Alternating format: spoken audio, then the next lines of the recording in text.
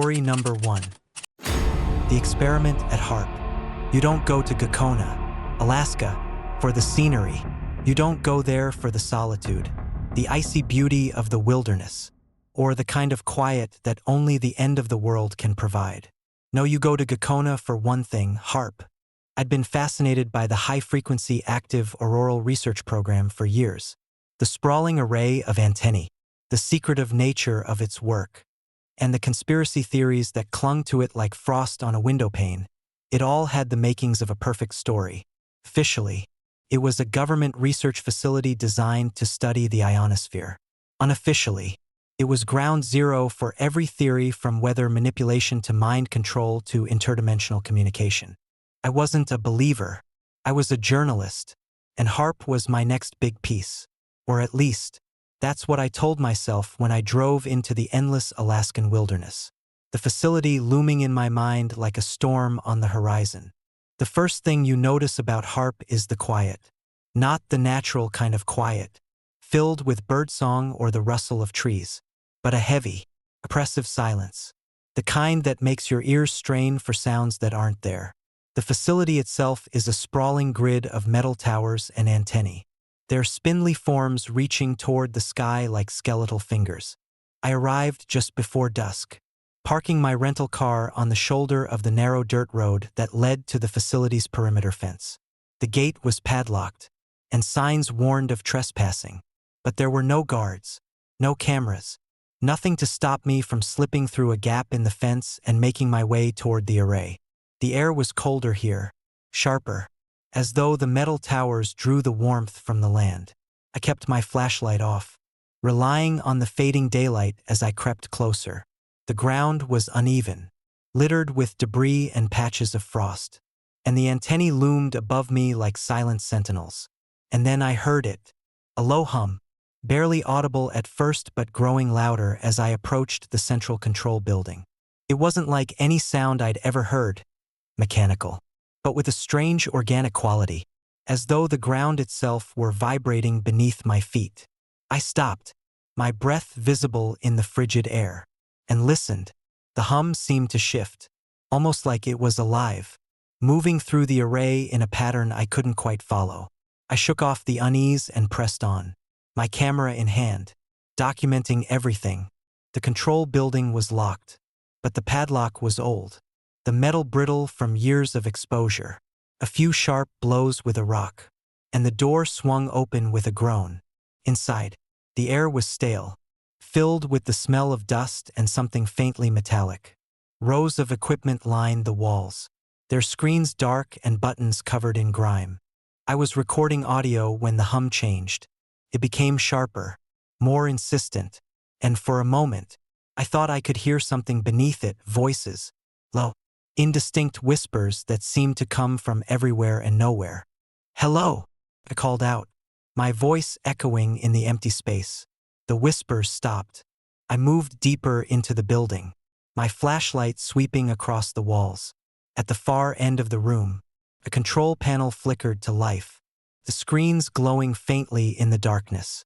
I approached cautiously, my heart pounding as the whispers began again. This time, they were louder, clearer. Words formed in the static, though they didn't make sense, fragments of sentences, names I didn't recognize, and something that sounded like a countdown. My skin prickled as I leaned closer, my fingers hovering over the controls. And then the lights went out. For a moment, I was plunged into complete darkness, the only sound my own ragged breathing. I fumbled for my flashlight, the beam cutting through the gloom as I spun around. The control panel was dark, the whispers gone, but the hum had grown louder, more urgent, and then I saw it. Outside the window, the sky was alive with light, not the soft greens and purples of the aurora borealis, but something else entirely, shimmering bands of red and blue that pulsed and twisted like a living thing. The antennae glowed faintly, their metal frames crackling with static electricity. I stumbled back, the hair on my arms standing on end as the hum reached a deafening pitch. The whispers returned, louder now, overlapping and chaotic, as though 1,000 voices were speaking at once. My flashlight flickered, and for a brief moment, I saw a shadow move across the room. "Who's there?" I shouted, my voice trembling. The only response was a low, guttural sound that sent a wave of terror through me. I bolted for the door, my footsteps echoing in the empty hallway as I fled the building. Outside, the lights in the sky had grown brighter, their colors bleeding into one another in a mesmerizing display. The hum was almost unbearable now, a vibration that seemed to rattle my very bones. I didn't stop running until I reached the car. Throwing the door open, I scrambled inside and started the engine. The headlights cut through the darkness as I sped down the dirt road, the facility disappearing behind me. But even as I drove, I couldn't shake the feeling that I wasn't alone. In the days that followed, I tried to make sense of what I'd seen. The footage I'd recorded was corrupted, the audio filled with static and fragments of the whispers I'd heard. The photos were no better, blurred and distorted as though the camera had struggled to capture what wasn't meant to be seen. I spoke to locals, but most dismissed my story with nervous laughter or cold indifference. One man, an older Inuit who'd lived in the area his entire life, was the only one who took me seriously. "You saw the lights, didn't you?" he asked, his voice heavy with resignation. I nodded, my hands trembling. "What are they?" He shook his head. "Something ancient, something we don't understand. The government thought they could control it, but they were wrong. They woke it up, and now it watches."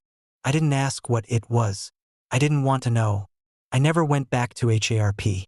Whatever was there, whatever I'd heard and seen, was beyond anything I could explain. The lights, the whispers, the presence in the dark, they still haunt me.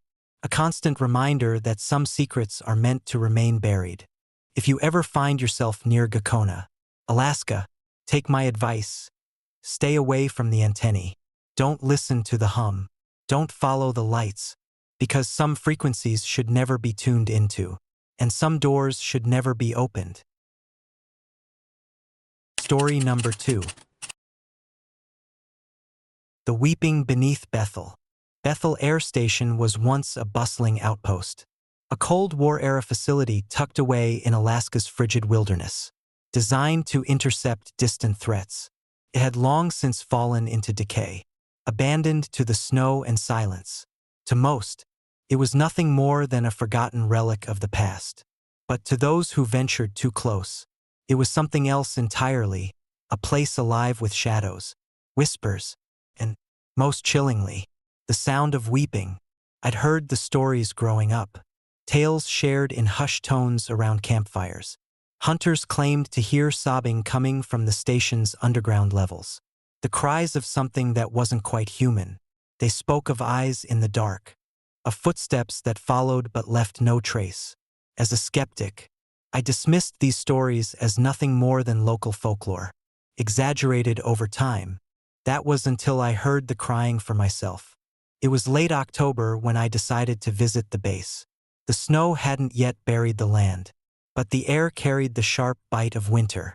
I had recently taken up amateur ghost hunting, more for the thrill than any genuine belief in the supernatural. Bethel seemed like the perfect challenge, a place steeped in mystery and fear, its crumbling walls rumored to hold secrets no one dared uncover. I arrived just before dusk, parking my truck on the edge of the property. The base loomed ahead, its silhouette jagged and foreboding against the fading light. The main building stood at the center, its windows broken and its walls streaked with rust.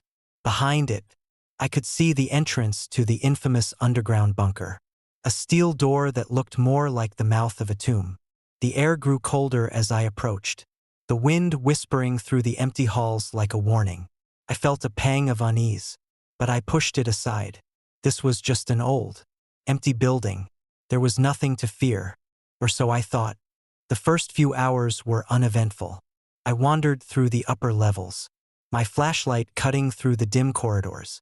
The walls were covered in peeling paint, the floors littered with debris.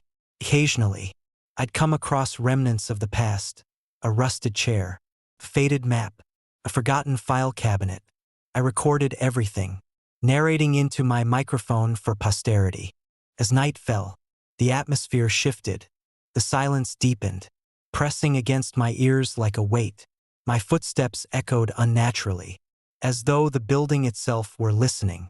And then, just as I was about to call it a night, I heard it, the crying. It was faint at first, barely audible over the sound of the wind.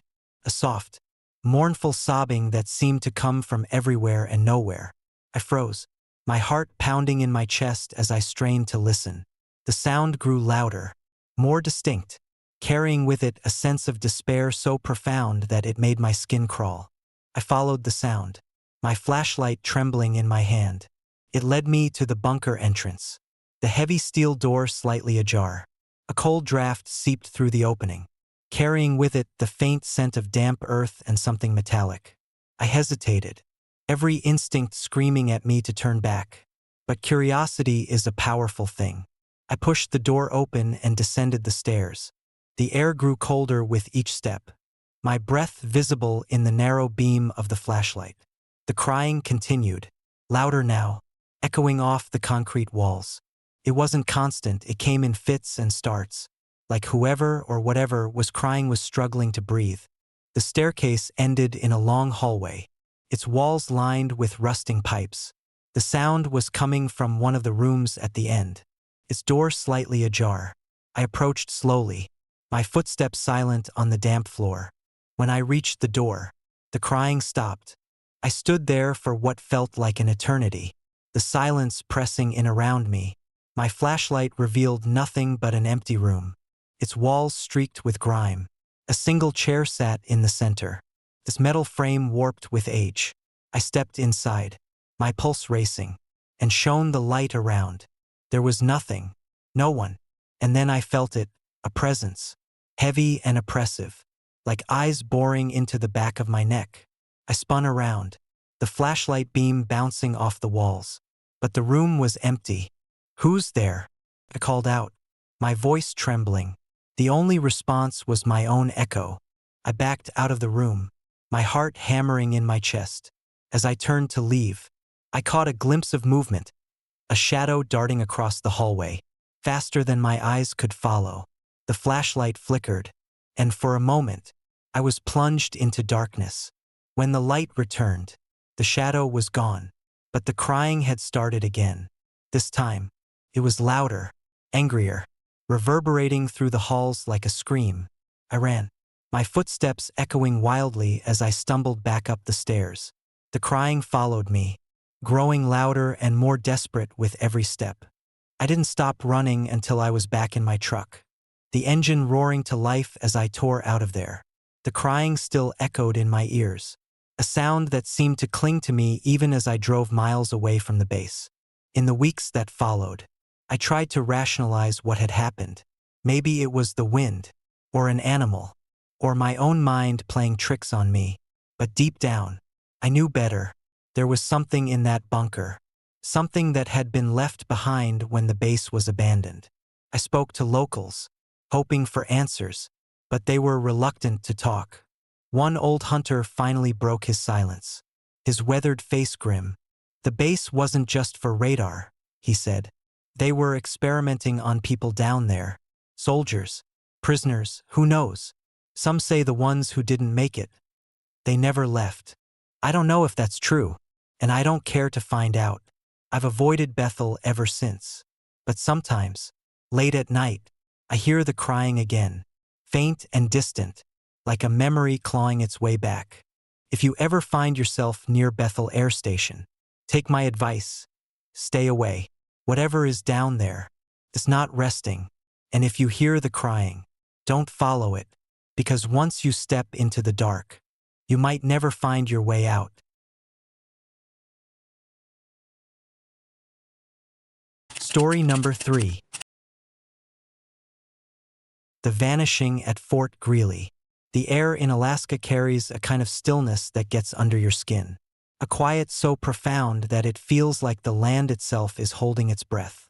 It's a place that swallows secrets, its vast wilderness and brutal winters hiding things better left unseen. I didn't believe the stories at first, not until I spent 3 nights at Fort Greely. My name is Daniel Carter.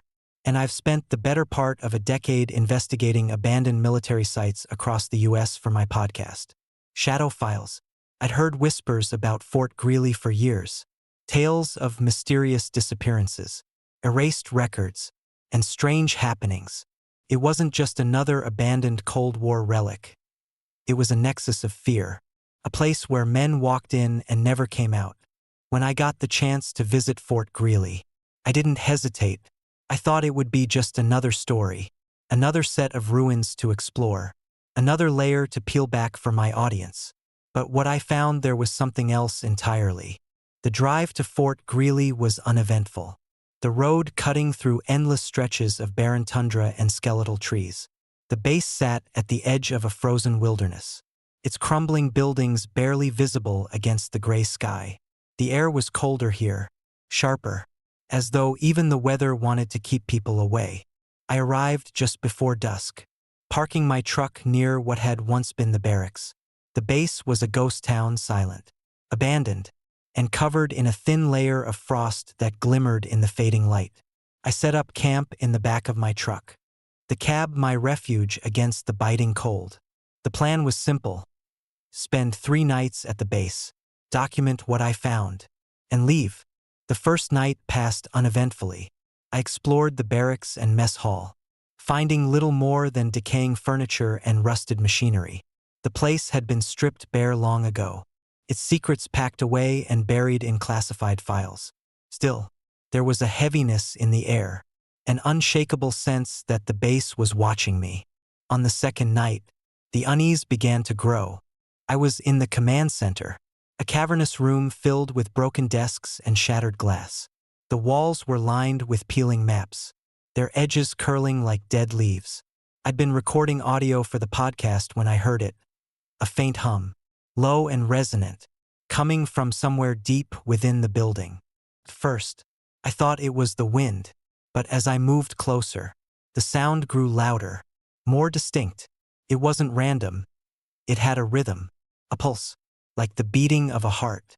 The hairs on the back of my neck stood on end as I followed it down a narrow hallway, the walls closing in around me. The hum led me to a metal door, its surface rusted and streaked with frost.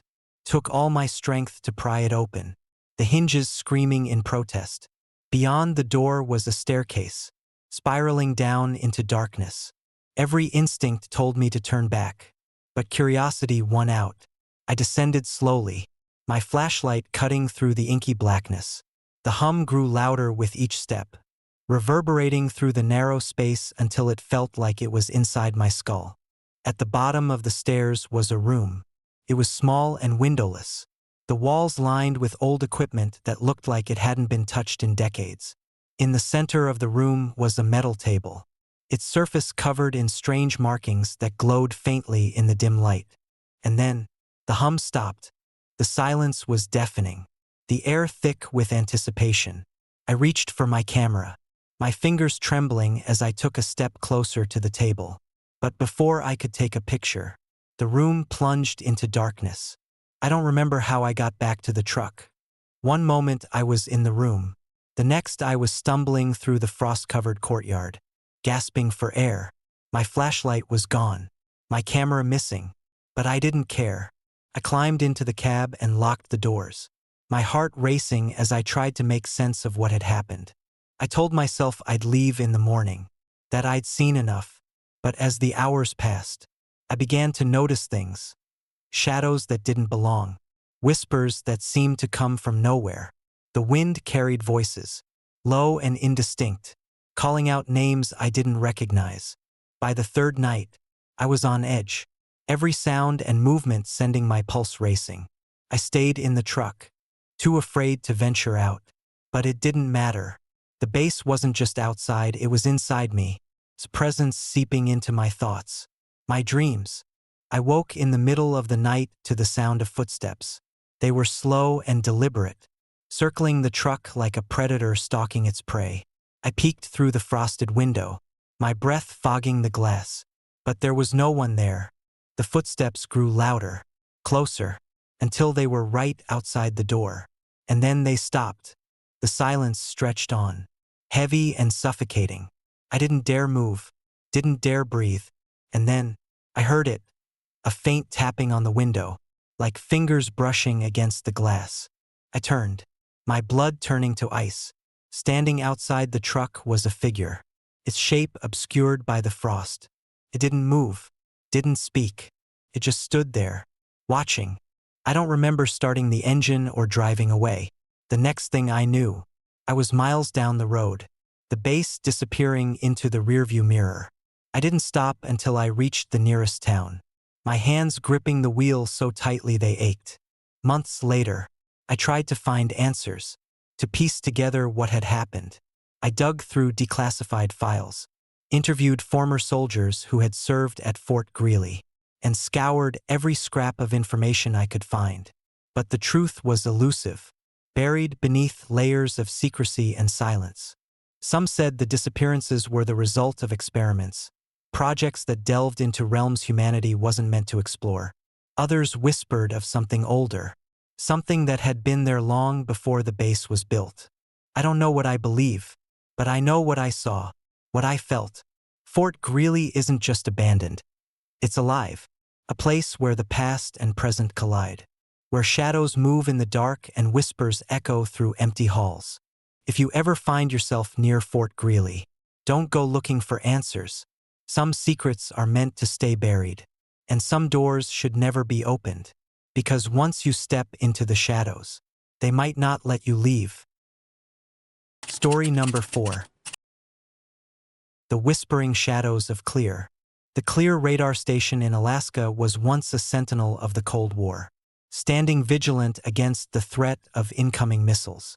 Built to watch the skies for destruction, it was a place where tension lingered thick in the air, where every blip on a screen could mean the difference between life and death. Now, it's nothing more than a crumbling relic, abandoned to the elements and the ghosts of its past. I learned about Clear while working on a documentary about Cold War-era relics. The stories surrounding the station intrigued me. Accounts of whispers in the empty hallways, shadowy figures glimpsed through the ever-present fog, and the sense of being watched even when no one was around. Skeptical but curious, I decided to visit. I should have listened to the warnings. The drive to Clear was uneventful, the Alaskan wilderness stretching endlessly around me. The road turned from asphalt to gravel, and the landscape grew more desolate with every mile. By the time I reached the outskirts of the radar station, the sun had dipped below the horizon, and the infamous Alaskan fog had begun to roll in, shrouding the area in an eerie gray mist. The station loomed ahead, its skeletal radar towers reaching into the sky like the bones of a long-dead giant. The buildings were crumbling, their once pristine walls now streaked with rust and grime. The silence was oppressive, broken only by the occasional rustle of wind through the broken windows. I parked my truck near the main building and stepped out, the cold biting through my jacket. The air smelled of damp concrete and decay, a reminder that this place had been abandoned for decades. I grabbed my camera and flashlight, steeling myself for the night ahead. The first hour was uneventful. I explored the main building, taking photos of the rusting machinery and faded Cold War-era posters still clinging to the walls. The place was a time capsule, frozen in an era of fear and paranoia. But as the fog thickened, the atmosphere began to change. It started with the whispers. At first, I thought it was the wind, a faint murmur that seemed to echo through the empty hallways. But as I moved deeper into the building, the whispers grew louder, more distinct. They weren't just random noises. They were voices, low, urgent voices speaking in a language I couldn't understand. I stopped in my tracks, shining my flashlight down the hallway. The beam cut through the fog that had somehow seeped indoors, illuminating nothing but peeling paint and debris. "Hello," I called out, my voice echoing back to me. "Is someone there?" The whispers stopped. I told myself it was just my imagination, the result of being alone in a place that practically oozed unease. But as I turned to continue down the hall, I saw it, a shadow. It darted across the far end of the corridor, quick and fluid, disappearing into the fog. My heart pounded as I ran after it, my flashlight beam bouncing wildly. "Hey!" I shouted. "Who's there?" When I reached the end of the hall, there was nothing, just another empty room, its windows shattered and its floor littered with broken glass. I stood there, catching my breath, when the whispers began again this time. Directly behind me, I spun around, but the hallway was empty. The air was colder now, each breath forming a cloud of mist in front of my face. A chill ran down my spine as I realized something. The whispers weren't coming from a person. They were coming from everywhere. The shadows became more frequent after that, flitting just out of reach of my flashlight. Every time I thought I caught sight of one, it would vanish, leaving only the oppressive fog in its wake. I tried to convince myself they were tricks of the light, my mind playing games with me in the dim, claustrophobic space. But deep down, I knew better. By midnight, I was ready to leave. My nerves were frayed, my hands shaking as I packed up my camera gear. I was heading back towards the exit when I heard it. Footsteps. Slow, deliberate footsteps echoing through the hallway behind me. I turned, my flashlight trembling in my grip. The beam caught a figure at the far end of the corridor, a tall, shadowy silhouette that stood perfectly still. It didn't move, didn't speak. It just stood there, watching me. "Who are you?" I demanded, my voice cracking. The figure didn't respond. Instead, it took a single step forward, its movement eerily smooth, almost gliding. Panic surged through me, and I bolted for the exit, the sound of my own footsteps deafening in the empty building. I didn't stop until I was outside, the cold night air a welcome relief from the suffocating atmosphere of the station. But as I reached my truck, I froze. The fog had thickened, swirling around the radar towers like a living thing. And in the mist, I saw them, shadows, dozens of them, moving through the fog in eerie silence. They didn't have faces, didn't have form, but they were there, shifting and swaying like smoke caught in a breeze. The whispers started again, louder now, overlapping and chaotic. My chest tightened as I fumbled with my keys, desperate to get the truck started. When the engine roared to life, I slammed the door shut and drove, the tires skidding on the gravel as I sped away from the station. I didn't stop until I was back in the nearest town. Hours later, I spent the night in a cheap motel, the lights and television left on to chase away the memories of what I'd seen. The next morning, I tried to tell myself it had all been a hallucination, brought on by exhaustion and the eerie atmosphere of the station. But the footage on my camera said otherwise. The shadows were there, faint but unmistakable, moving in the fog just as I had seen them. And the audio, the whispers were louder on the recording.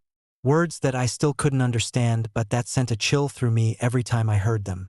I never went back to clear. I abandoned the documentary, scrubbing any mention of the station from my plans. Whatever haunts that place, ghosts, memories, or something darker, I want no part of it. If you ever find yourself near Clear Radar Station, do yourself a favor, stay away. The past is still alive there, echoing through the empty halls and swirling in the fog.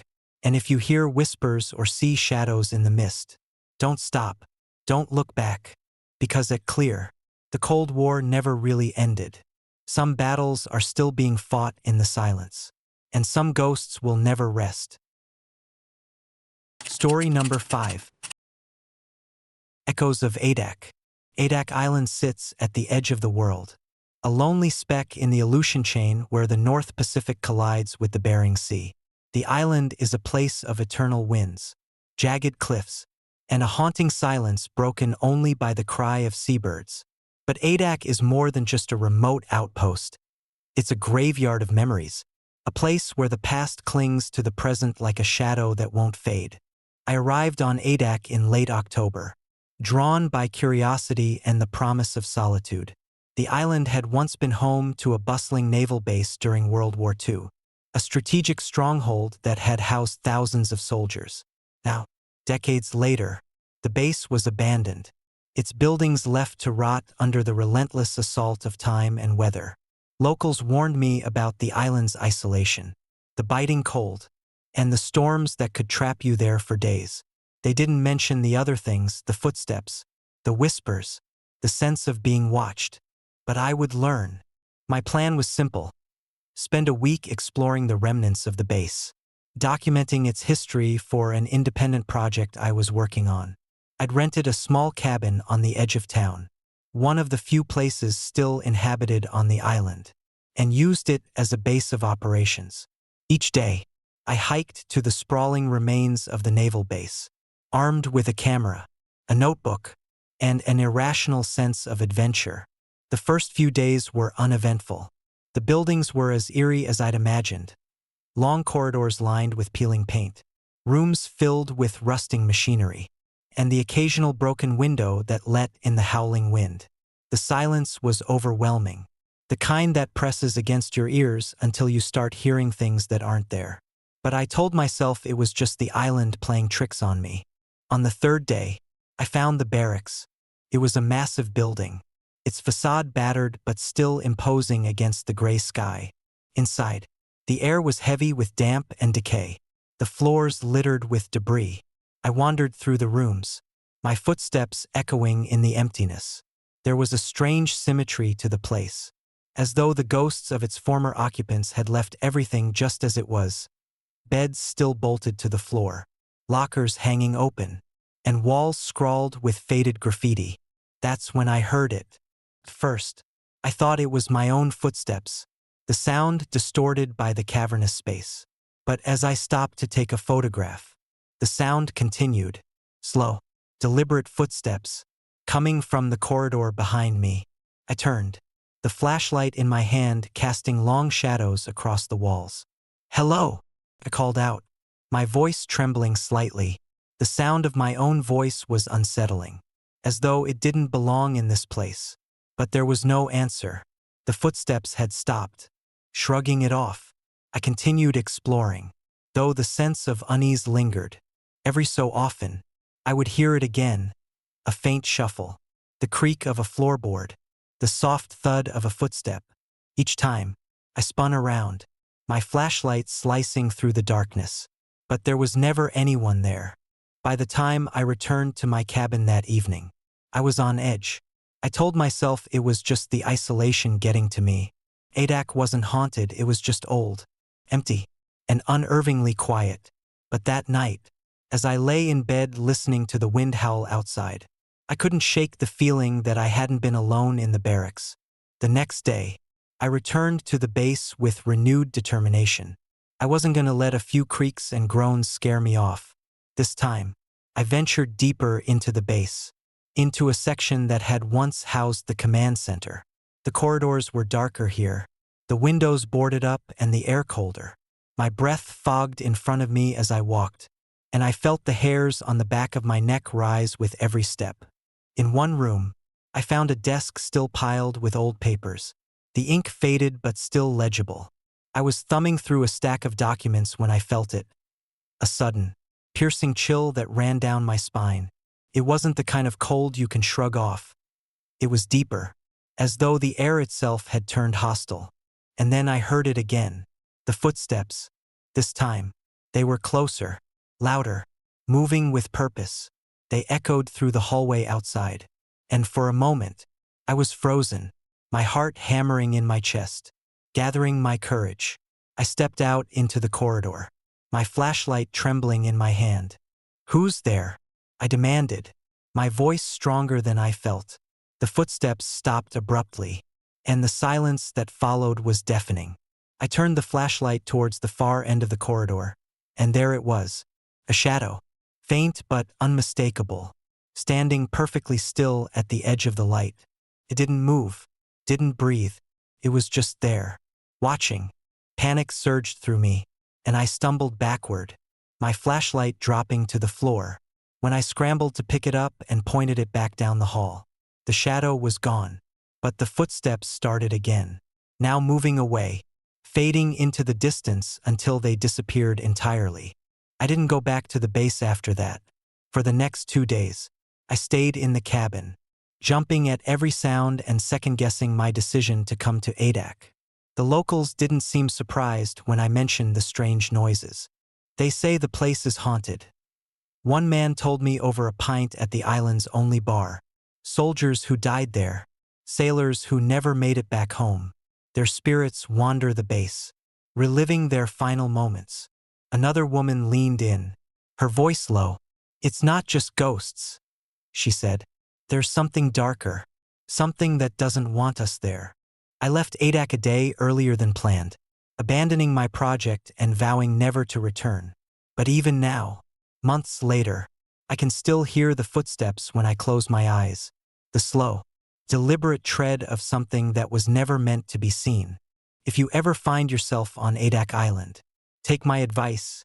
Stay away from the base. Let the buildings rot. Let the memories fade. Because some echoes should never be disturbed, and some shadows should remain in the dark.